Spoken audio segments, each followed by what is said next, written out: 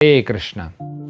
एक बार हमारे इस्कॉन के संस्थापक आचार्य प्रभुपाद एक बहुत बड़े इलेक्ट्रॉनिक इंडस्ट्रियलिस्ट से बात कर रहे थे और प्रभुपाद ने पूछे कि आपके इंडस्ट्री में इतना सारा आप इलेक्ट्रॉनिक छोटे चिप बनाते हैं, कैसे बनाते हैं, कहाँ से बनाते हैं? तो ये व्यक्ति ने बोले कि हम सिलिका लाते हैं और सिलिका को प्रोसेस करके हम इलेक्ट्रॉनिक चिप बनाते हैं। तो प्रभुपाद बोले कि ये जो सिलिका है ये आपको कहाँ से मिलता है?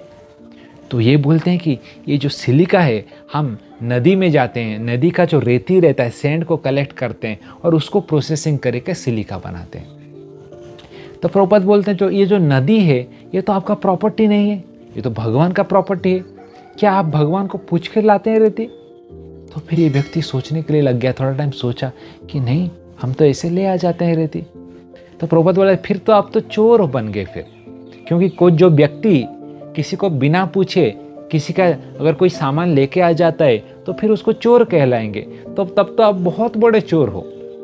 तो ये जो बहुत बड़े इलेक्ट्रॉनिक इंडस्ट्रियलिस्ट थे वो सोचने के लिए हैरान हो गए, फिर सच में प्रभुपाद जो बोल रहे हैं मैं चोर हूँ। तो देखिए भगवान कृष्ण ही गीता में बोल रहे हैं 3 अध्याय के 12वां श्लोक पर, इष्टान भोगान ही भो देवा दास्यन्ते यज्ञ भावित तेर दतान अप्रदायेभ्य यो भुंक्ते स्तेन एव स। भगवान क्या बता रहे?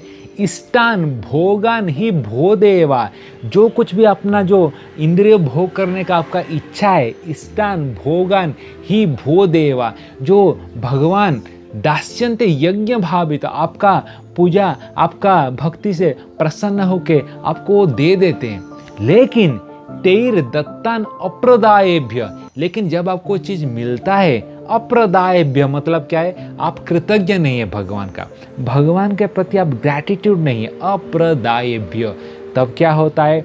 यो भुंक्ते स्तेन एव वा, जब आप उसको भोगते हैं और भगवान को अपना कृतज्ञ दिखाते नहीं है तब फिर क्या बोला जाता है? फिर बोला गया कि स्तेन, आप क्या है? आप एक चोर हो।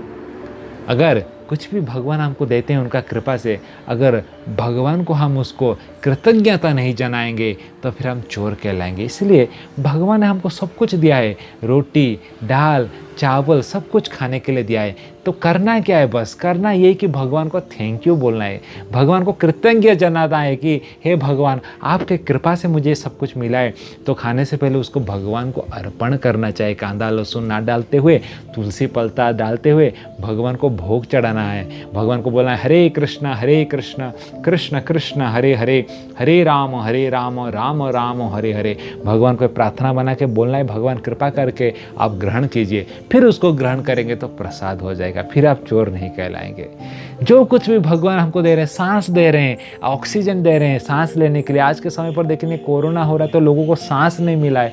तो मुझे एक व्यक्ति बोल रहा था कि इतने लोग मछली खाते थे, मछली पकड़ते, मछली तड़प के मर जाता था बिना ऑक्सीजन के, आज लोगों को नहीं मिल रहा है बिना ऑक्सीजन के। तो हमको पता चल रहा है कि ऑक्सीजन कितना कीमती है और इससे हम दूसरे जीवों को रक्षा करना चाहिए, उनको भी सम्मान देना चाहिए।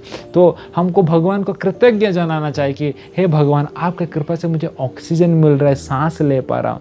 तो इसलिए जो कुछ भी आपको मिल रहा है दुनिया में भगवान को थैंक यू कीजिए, तब फिर देखिए आप भगवान के कितने सुंदर निजी करीबी भक्त बन जाते हैं। हरे कृष्ण।